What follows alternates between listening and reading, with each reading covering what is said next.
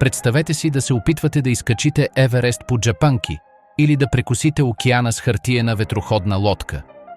Сега си помислете за преместването на 40 тона стомана и товар през планина, използвайки двигател, който знае да ръмжи само по един начин. Звучи като лудост, нали? Това беше кошмарът на първите камиони. Във вашата кола 6 скорости са повече от достатъчни. Превключвате, ускорявате и готово. Но пред вас има кабина, където скоростният лост няма проста Х-образна схема. Той има повече нарези от средновековно оръжие, а до него има превключватели, които изглеждат извадени от кокпита на изтребител. 18 скорости, инженерен излишък, излишна сложност. Ще ви кажа една тайна.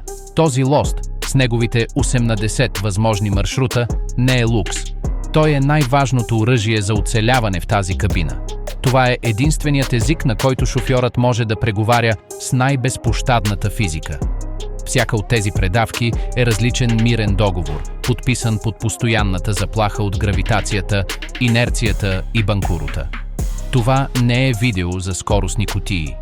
Това е историята за това как човекът е опитомил грубата сила, не с повече мощност, а с повече интелигентност.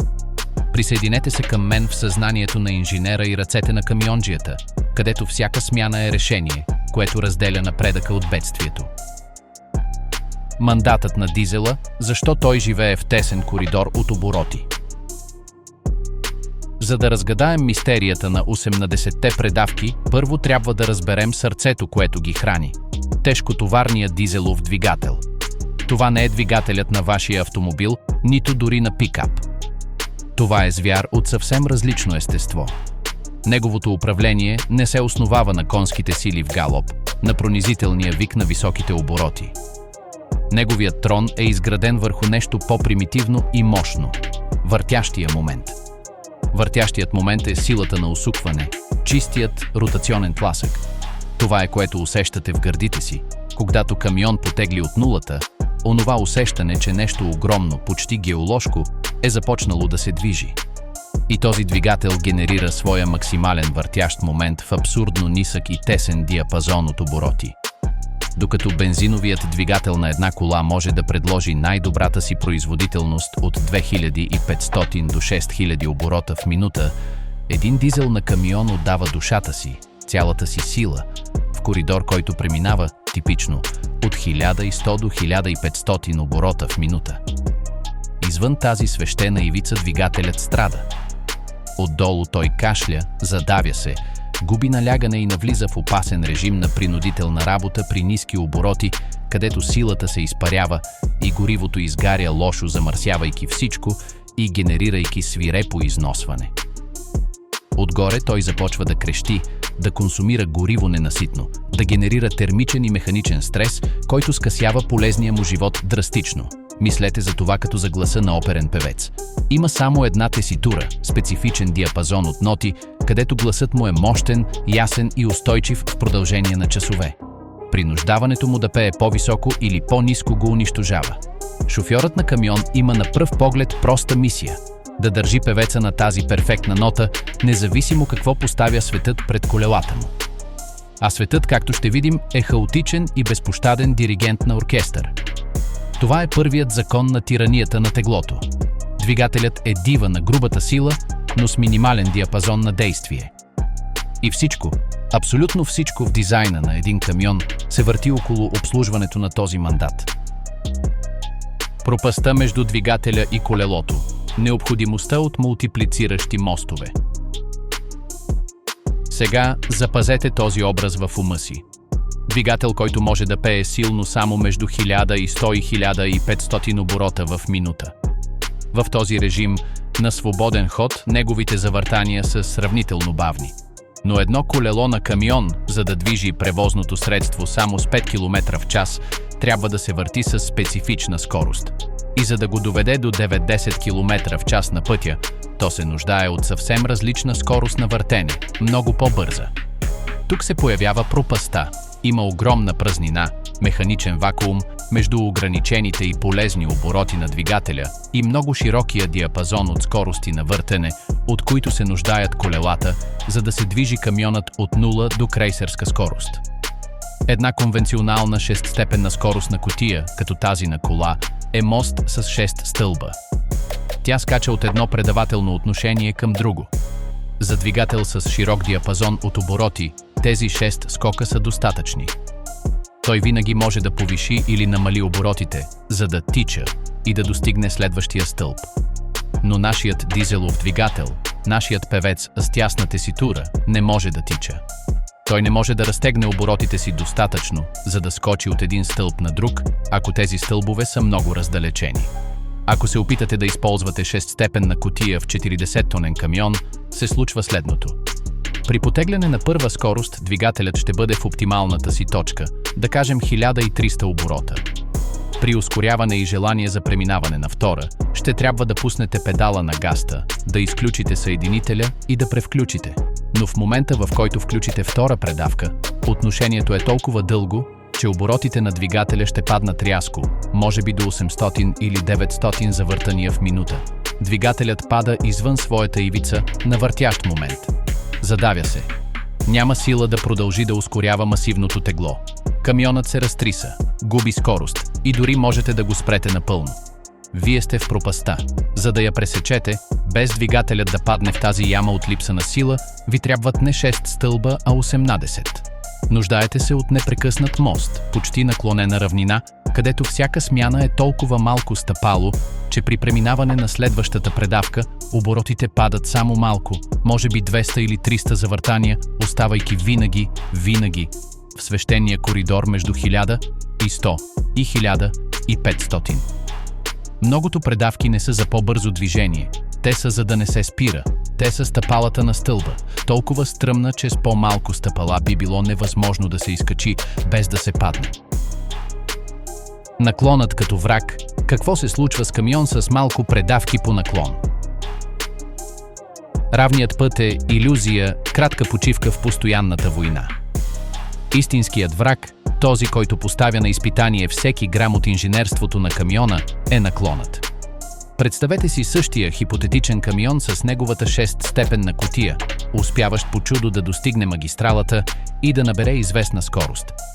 Изведнъж асфалтът започва да се накланя. Изкачване от 5%, обичайно за всяка планинска система. Гравитацията хваща 40 тона и ги дърпа назад с постоянна сила. Двигателят, който на 6-та предавка се движеше удобно при 1400 оборота, започва да губи скорост. Оборотите падат. 1300, 1200.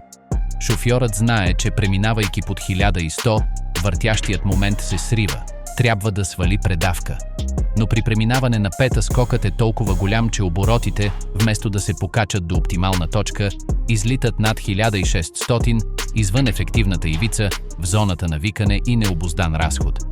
Или още по-лошо, те биха могли да паднат под 1000, оставяйки го без сила по средата на изкачването, една ужасно опасна ситуация, в която камионът може да стигне до спиране и да бъде невъзможно да възобнови движението без да тръгне назад.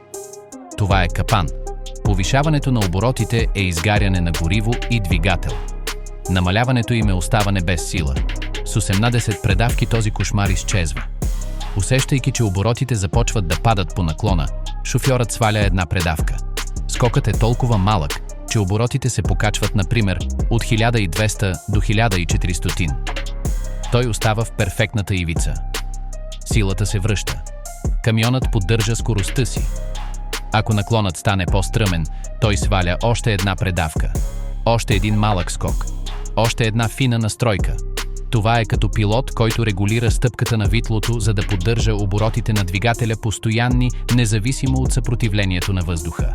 Шофьорът, със своя лост с 18 позиции, извършва непрекъсната настройка на отношението между двигателя и света, компенсирайки в реално време силата на гравитацията. Наклонът престава да бъде непреодолима стена и се превръща в рампа, която се изкачва с поредица от кратки и сигурни стъпки. Без тези допълнителни стъпала, планината печели. Ефективността като религия, всеки оборот в минута извън ивицата е изгорени пари. До сега говорихме за сила и безопасност, но зад всяко инженерно решение в товарния транспорт пулсира неумолимият ритъм на метроном – цената. Камионът не е превозно средство, той е мобилен офис, чийто продукт е транспортният километър тон. И неговият най-голям променлив разход, този, който може да направи разликата между фалит и рентабилност, е горивото. Тук е мястото, където тясната ивица от обороти на дизела се превръща в религия, а всяко отклонение – в смъртен грях. Тази ивица между 1100 и 1500 оборота в минута не е само мястото, където двигателят има най-много сила. Тя е, което е от решаващо значение, мястото, където той изгаря горивото по най-ефективния начин, извличайки максимално възможната енергия от всяка капка дизел. Това е неговата точка на максимална термодинамична ефективност. Позволяването на двигателя да падне под този диапазон, в този режим на принудителна работа, не само му отнема силата, но и прави така, че горенето да бъде непълно. Горивото не изгаря напълно, генерирайки сажди, износвайки цилиндрите и, най-лошото, разхищавайки енергията, за която сте платили. Напротив, оставянето му да се издигне над него, въпреки че дава усещане за мощност, е пиршество на консумация. Двигателят работи по-бързо от необходимото, инжекционната помпа изпраща повече гориво, загубите от вътрешно триене излитат нагоре и производителността на литър се срива. Един опитен шофьор с 80-степенна кутия е жрец на тази ефективност. Слухът му е обучен да слуша звука на двигателя. Ръката му върху лоста действа като термостат на оборотите, държейки иглата на тахометъра забита в тази сладка точка, независимо от товара, вятъра или наклона на терена. Всеки път, когато извършва смяна и оборотите паднат точно от 1500 до 1200, перфектно в ивицата, той е спестил пари. Превърнал е един потенциално скъп скок в рентабилна стъпка. При пътуване от 1500 км тези микрооптимизации се сумират. Те могат да означават разликата между пристигане с резервния резервоар или необходимостта от скъпо презареждане насред нищото. Скоростната кутия с много предавки не е луксозно устройство. Тя е най-важният инструмент за финансово управление в кабината. Тя е това, което трансформира грубата мощност в нетна печалба. Моторната спирачка, предавката като система за активна безопасност. Но пътят не е само изкачване. Спускането с теглото от 40 тона, натискащо отзад, е мястото, където кошмарът се превръща в чист ужас и където скоростната кутия разкрива своята най-героична роля. Да престане да бъде система за задвижване, за да се превърне в най-жизнено важната спирачна система. Дисковите или барабанните спирачки на камиона са страхотни, но имат смъртоносен лимит – прегряват. При дълго и стръмно спускане, ако шофьорът зависи единствено от педала на спирачката, роторите и накладките могат да се нажежат до червено, да загубят цялата си ефективност и да откажат напълно. Резултатът е пълна загуба на контрол. Един разярен камион превърнат в снаряд от десетки тонове. Решението е, отново, в предавките – моторната спирачка. Избирайки ниска предавка при спускане, шофьорът принуждава двигателя да се върти при високи обороти, но без да впръсква гориво. Инжекционната система се затваря. В това състояние двигателят престава да бъде производител на енергия и се превръща в огромен въздушен компресор. Буталата, изкачвайки се в цилиндрите, трябва да сгъстяват въздуха, който остава заклещен, и това сгъстяване изисква брутална енергия, която се краде директно от задвижващите колела чрез трансмисията. Това е масивно съпротивление, вътрешна котва. Колкото по-ниска е избраната предавка, толкова по-голяма ще бъде силата на сгъстяване и толкова по-ефективно ще бъде спирането. Един опитен шофьор подхожда към стръмно спускане, избирайки предавка, достатъчно ниска, за да може моторната спирачка да държи скоростта на камиона под контрол, използвайки фрикционните спирачки само за малки корекции или за окончателното спиране. Тук 80-степенната кутия предлага изискан детайлен контрол. Не е едно и също да се спуска 5% наклон или 12%. С много предавки шофьорът може да избере точно отношението, което предлага перфектното съпротивление за този специфичен наклон и това специфично тегло, поддържайки безопасна и постоянна скорост, без да докосва спирачките. Това е акт на чиста предвидливост. Това е разбирането, че скоростният лост не служи само за напредване, но и може би по-важно, за задържане. При спускане всяка от тези 8 на 10 предавки се трансформира в различно ниво на мощен стоманен парашут. Това е последната линия на защита срещу катастрофата и окончателното доказателство, че в един камион трансмисията не е аксесуар. Тя е централната нервна система на цялата операция, интелигентната връзка между силата на човека, машината и закона за гравитацията. Разбирането на необходимостта от 8 на 10 предавки е първа стъпка. Но за истинското оценяване на това инженерно постижение е необходимо да се навлезе в лабиринта от кована стомана, където тази теория се превръща в метал. Една скоростна кутия на камион не е просто оголемена версия на тази на автомобил. Тя е паралелна вселена от инженерство, модулна и слоеста конструкция, където сложността се управлява с военна логика. Тази глава е дисекция на тази вселена. Ще видим как инженерите, вместо да създадат чудовище от една част с 18 зъбни колела в редица, са измислили елегантна и почти интелектуална система за умножаване на възможностите и как този дизайн се превежда в ежедневния ритуал на шофьора. Гениалната идея – главни, спомагателни трансмисии и деделители. Решението за създаване на 18 предавателни отношения без изграждането на кутия с размерите на хладилник и с неустойчиво тегло беше модулността. Инженерите не са наредили 18 зъбни колела на един вал. Вместо това те създадоха слоеста архитектура, скоростна кутия вътре в друга скоростна кутия. Ядрото на системата е главната трансмисия. Това обикновенно е здрава и конвенционална скоростна кутия, много подобна на тази на стар тежкотоварен автомобил, с 4, 5 или 6 предавки напред. Мислете за нея като за първото измерение, основата. Но тези предавки са разположени на големи разстояния една от друга. За да се запълнят огромните празнини между тях, се добавя втори слой – спомагателна трансмисия или сплитер, делител. Това не е отделна скоростна кутия със собствен лост, а планетарен механизъм или допълнителен набор от зъбни колела, който се монтира пред или зад основната кутия. Неговата магия се крие в това, че може да вземе всяка от предавките на основната кутия и да я раздели на две. Чрез превключвател, задвижван от въздух, пневматичен или от електрически сервомотор, контролиран от бутон на лоста или на топката му, шофьорът може да избере същата основна предавка в високо или ниско отношение. Това е като да имате две различни зъбни колела за една и съща позиция на лоста. Така основна кутия с 5 предавки се превръща де-факто в 10. Но гениалността не спира до тук. За да се покрие много широкият диапазон от пусковата сила до крейсерската скорост, е необходим още по-голям скок. Тук влиза третият слой – превключвателят на диапазон или селектор на диапазон. Това е друга система, обикновено монтирана в задната част на основната кутия, която функционира като втора скоростна кутия с две скорости – една ниска и една висока, но която работи на блокове. Превключвател, типично бутон от страни на лоста, активира пневматично бутало, което премества зъбно колело. Когато сте в нисък диапазон, всички предавки, които избирате от основната кутия и техните разделения от сплитера, са в рамките на блок от къси, ултрамощни отношения, идеални за потегляне и за екстремни терени.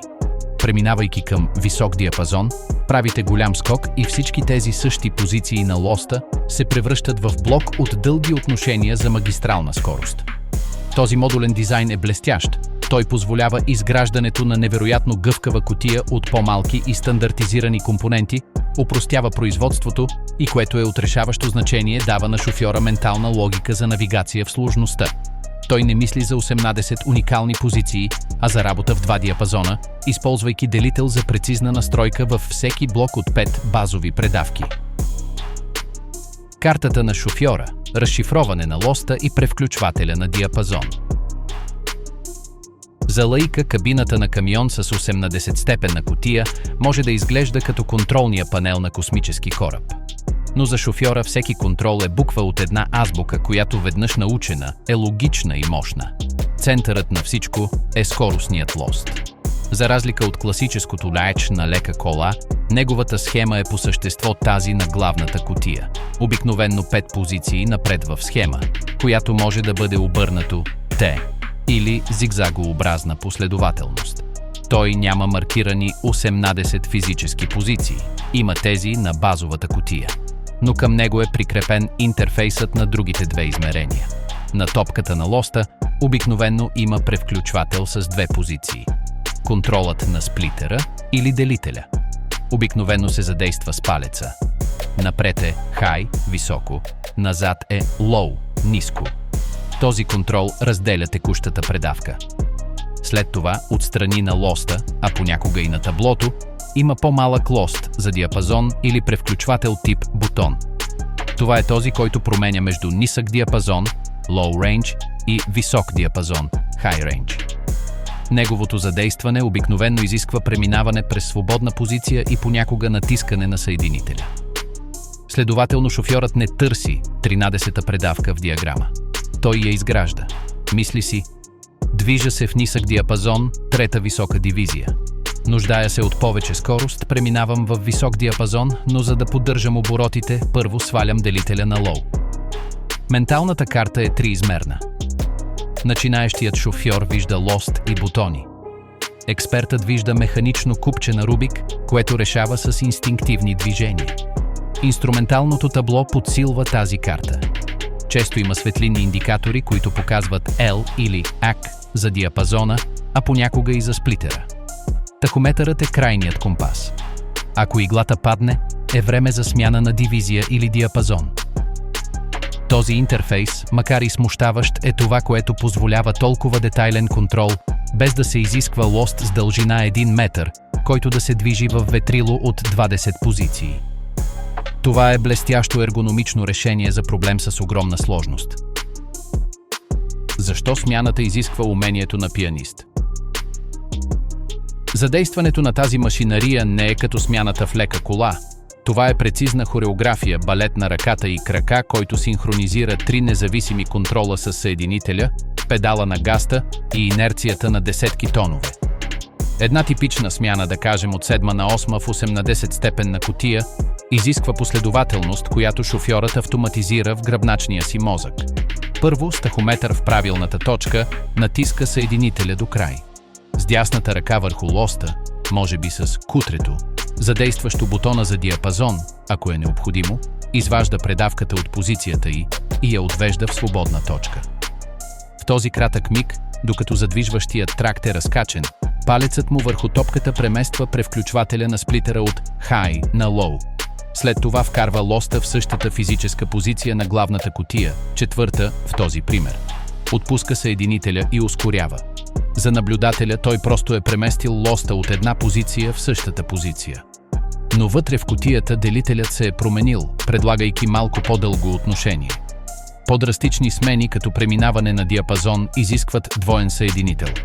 Натискане на съединителя за изваждане на предавката, отпускането му в свободна позиция за синхронизиране на оборотите на вала на кутията, повторно натискане и тогава задействане на смяната на диапазона, преди вкарването на новата предавка. Ръката не само бута и дърпа. Тя пулсира, плъзга, натиска бутони.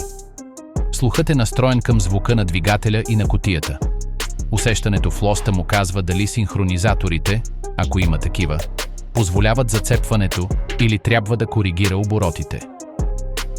Лошо изпълнена смяна предизвиква раздиращо скърцане на зъбните колела, сух удар в трансмисията или, най-лошото, камионът да загуби цялата си скорост и сила. Умението на шофьора се състои в това да направи тази хореография да изглежда плавна и проста, да поддържа певеца на неговата перфектна нота, докато изпълнява този сложен танц от контроли десетки, стотици пъти на пътуване. Това е чисто умение, придобито с месеци практика, което разделя водача от истинския камионджия. Това е човешкият интерфейс с лабиринта от стомана. Кутиите с 13, 16 и еволюцията към автоматичното. 18-степенната система е иконата, но тя не е единственият обитател на екосистемата. Модулната архитектура позволява различни конфигурации според нуждата. 13-степенните кутии са много чести. Те обикновено са конфигурация 4 по 2 плюс 1 диапазон или 5 по 2 с малко по-различна схема на диапазони, където някои предавки се застъпват. Предлагат добър диапазон за общи приложения без максимална сложност. 16-степенните кутии обикновено са 4 главни предавки по 2 сплитера по 2 диапазона, което дава общо 16 чисти, без застъпвания. Те са популярна средна точка. Но най-значимата еволюция не е добавянето на повече зъбни колела, а елиминирането на човешкия танцор от хореографията. Автоматизираните трансмисии за камиони, като известните кутии Eaton Fuller Advantage или Mercedes-Benz PowerShift, представляват следващата революция. Тези кутии запазват фундаменталната архитектура от зъбни колела в различни диапазони и дивизии.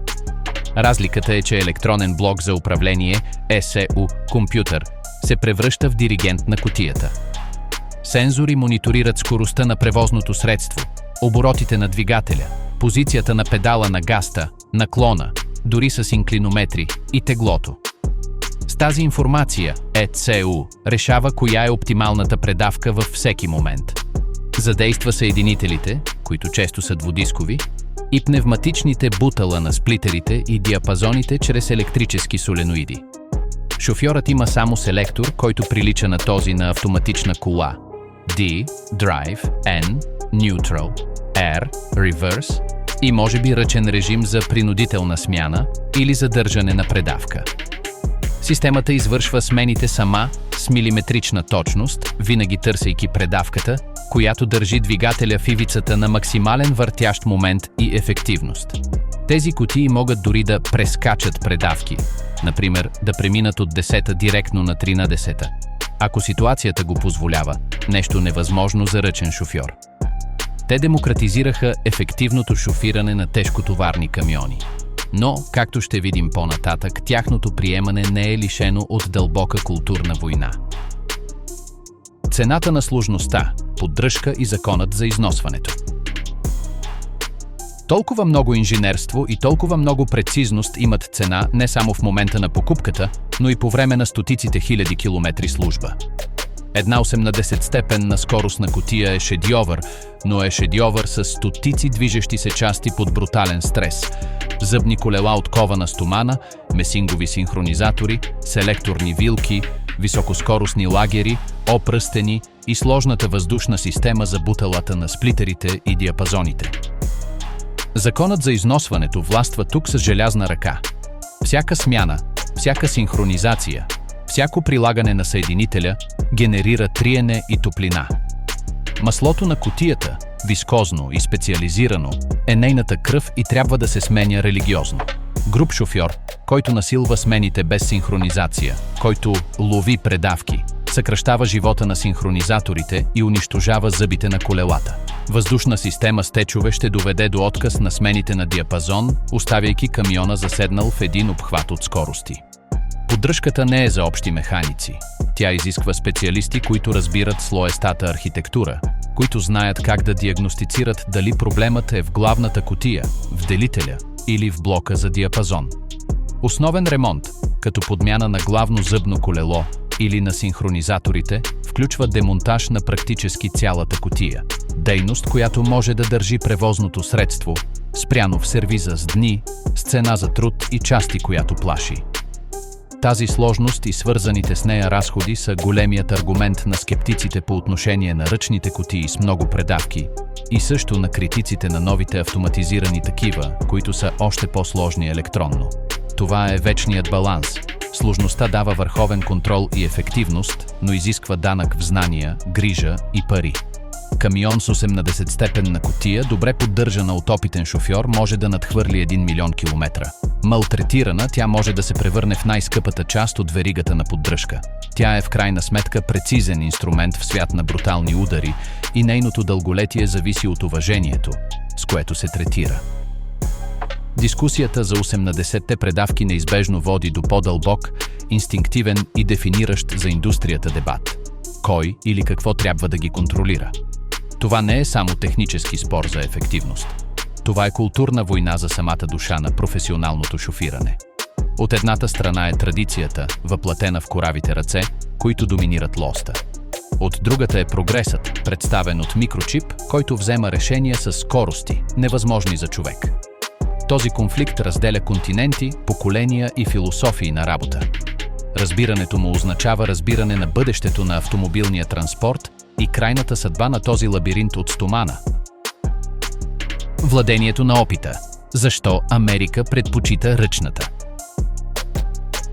Прекосете Съединените щати по междущатска магистрала 80 и ще бъдете свидетели на една движеща се култура, където многостепенният ръчен скоростен лост не е инструмент, а символ на идентичност.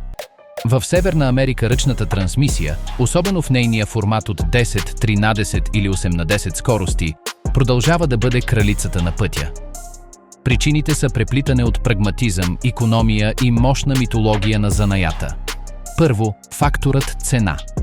Исторически погледнато, една ръчна кутия е била по-евтина за закупуване, за инсталиране и, което е от решаващо значение, за ремонт. В държава с континентални разстояния и независими сервизи във всяко градче, относителната простота, въпреки нейната сложност, на една ръчна Eaton Fuller е добре разбираема. Всеки ветеран-механик на камиони я има начертана в главата си. Второ, културата на собственика-оператор. Значителна част от американските камионджии са собственици на собственото си оборудване. За тях камионът не е инструмент на фирмата, той е техният мобилен дом и най-голямата им инвестиция. Ръчната кутия представлява абсолютен контрол и предвидимост на разходите в дългосрочен план. Те знаят, че със своето умение могат да извлекат и последната миля от галон гориво и че една грешка на кутията ще бъде тяхна грешка, а не каприз на компютър, който не разбира. Трето, и може би най-важно, митологията на майстора. Умелото управление на 18-степенна машина е ритуал на посвещение. То отделя истинския камионджия от обикновения шофьор.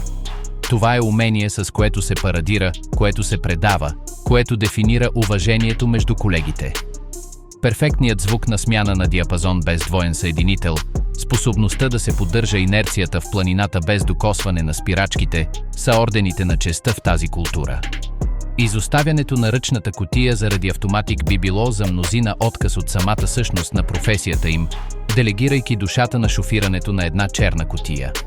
Това е въпрос на гордост, на идентичност и на дълбока вяра, че човешката преценка, изкована в милиони мили, все още превъзхожда всеки алгоритъм. Алгоритмичната ефективност. Защо Европа прегръща автоматичното? Докато в Америка лостът е знаме по криволичещите и гъсто населени пътища на Европа, лостът е практически изкоренен в полза на автоматичната или автоматизираната трансмисия. Приемането тук не е културно, то е почти изцяло оперативно и регулаторно. Европа е изправена пред различни проблеми. Средновековни градове с изключително тесни улици, плътен и постоянен трафик, стръмни планини с остри завои и някои от най-строгите екологични разпоредби и норми за безопасност в света. В тази среда автоматичната кутия предлага огромни предимства. Първото е ефективността на новака. Европа страда от хроничен и тежък недостиг на професионални шофьори. Обучението на един шофьор да овладее 16-степенна ръчна кутия в Алпите е дълъг и скъп процес. Един автоматичен камион може да бъде управляван по компетентно, безопасен и ефективен начин от шофьор с много по-малко опит, което драстично намалява кривата на обучение. Второ, ефективността в трафика. В постоянното спиране и тръгване на европейската градска периферия, автоматичната кутия елиминира физическата и менталната умора от стотици смени на предавки на час, позволявайки на шофьора да се концентрира върху пешеходците, велосипедистите и сложната околна среда. Трето и решително гарантираната горивна ефективност. Евронормите за емисии са драконовски. Европейските производители Mercedes, Volvo, Scania, MAN са интегрирали своите автоматизирани кутии по такъв начин, че те съставляват част от цялостна система за управление на превозното средство. Кутията не решава сама.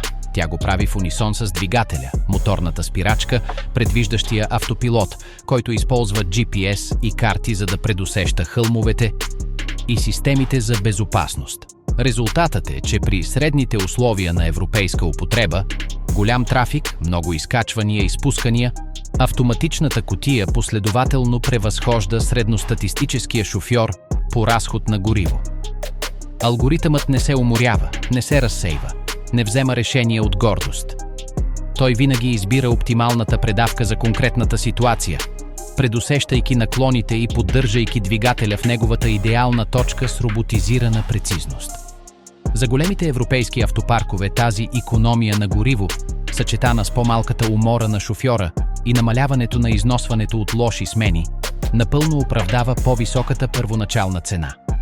В Европа лостът не липсва, защото студената и пресметната ефективност на автоматика се оказа просто по-добре адаптираният инструмент за една враждебна и регулирана среда. Дефицитът на умели ръце. Как демографията променя индустрията? Най-мощният фактор, който накланя глобалните везни към автоматичното, не е технически, а човешки, демографската криза и липсата на смяна на поколенията. В целия свят професията на шофьор на камион за дълги разстояния се бори да привлече младите. Обширните графици, дългите отсъствия от дома и физическият имидж на професията я правят по-малко привлекателна за новите поколения, израснали в дигитален свят. Освен това, изискването за овладяване на сложна ръчна кутия се превърна в монументална бариера за навлизане.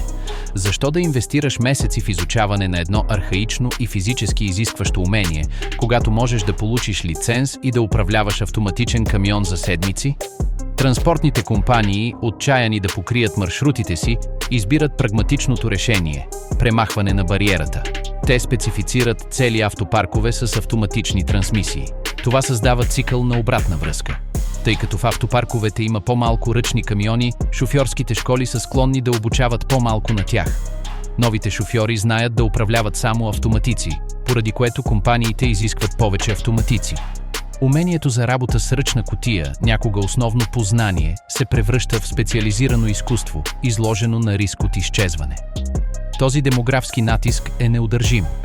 Той принуждава дори най-традиционните пазари, като Съединените щати, да приемат автоматиците с ускорени темпове. Производителите, виждайки тенденцията, пренасочват своите инвестиции в научно-изследователска и развойна дейност, почти изключително към усъвършенстване на автоматизираните трансмисии.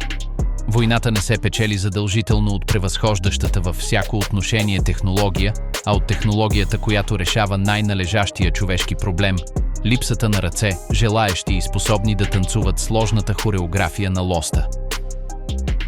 Кога електрониката все още не превъзхожда човешкия инстинкт? Въпреки това, дори в апогея на автоматизацията има територии, където алгоритъмът се препъва и опитната ръка си възвръща властта. Защитниците на ръчната кутия изтъкват ситуации, в които човешката ситуационна интелигентност е незаменима. Помислете за камион, натоварен до законовия лимит, излизащ от строителна площадка с дълбока кал. Експертен шофьор може да играе с съединителя, да залюлее камиона, да използва специфична комбинация от ниска предавка и прецизно докосване на газта, за да спечели сцепление. Един автоматик, програмиран да избягва приплъзване и да защитава съединителя, би могъл просто да откаже да приложи мощност или да смени в грешния момент, заклещвайки превозното средство. Или си представете изключително продължително и стръмно спускане с остри завои и мокра настилка. Човек, с познания за пътя и своето превозно средство, може да избере ниска предавка преди да започне спускането, да използва моторната спирачка периодично и проактивно и да почувства чрез седалката и звука кога камионът е на ръба на загуба на сцепление. Един автоматик, дори с режими за спускане, оперира с предварително програмирани правила. Той може да превключи на неподходящо висока предавка, ако открие малко увеличение на скоростта, освобождавайки опасно моторната спирачка, за да се наложи после да спира с дисковете, когато наклонът отново се изостри.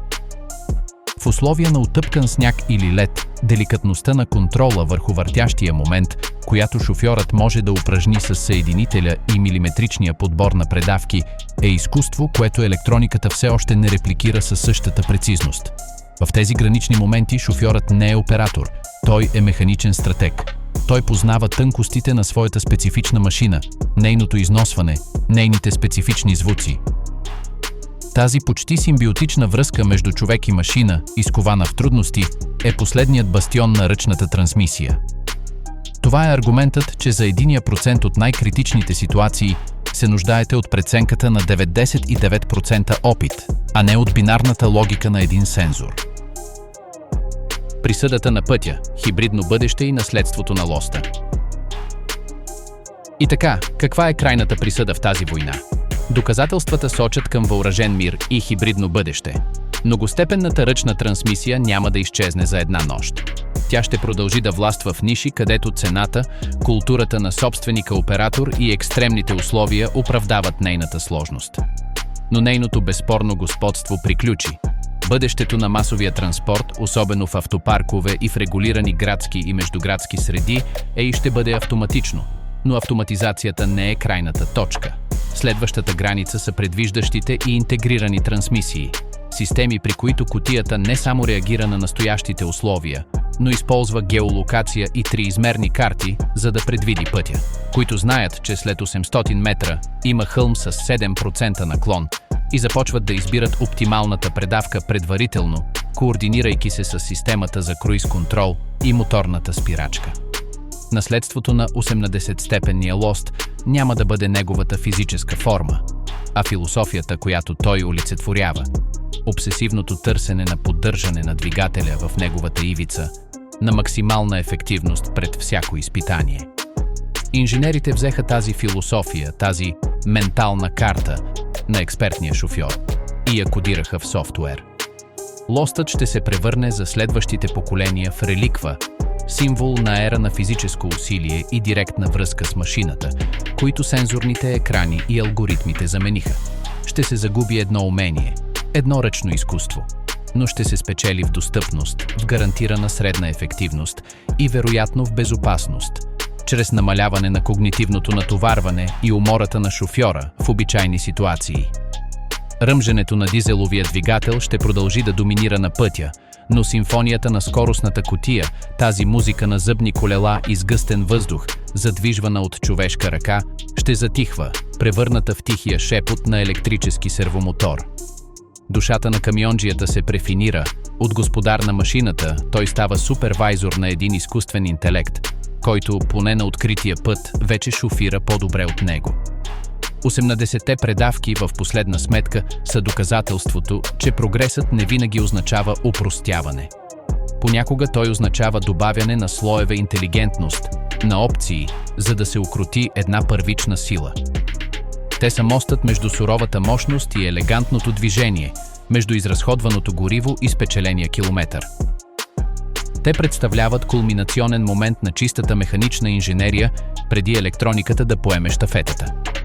Тяхното наследство не е само преместването на тежести, а това да ни научат, че пред едно монументално предизвикателство най-интелигентният отговор може да бъде да имаш 80 различни начина да кажеш «да» на физиката.